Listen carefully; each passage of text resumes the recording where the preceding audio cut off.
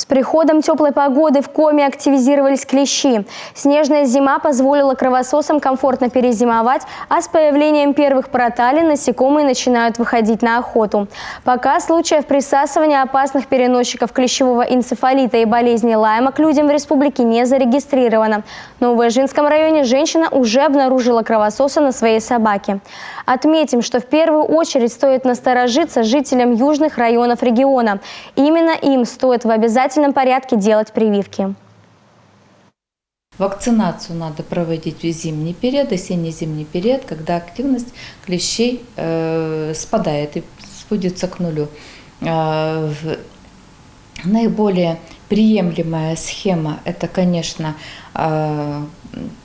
это 3-5 месяцев между первой и второй вакцинацией, а так по инструкции значит, промежуток от 1 месяца до 7 месяцев.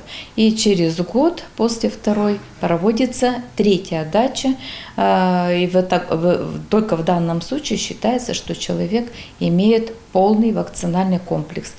Если человек полностью иммунизирован 3-кратно, то в случае пересасывания клещей ему не проводится иммунопрофилактика, то есть он полностью защищен от данного грозного заболевания.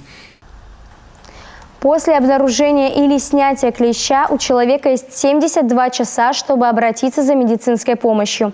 Ее можно получить в травматологическом пункте или приемном покое любой центральной районной больницы.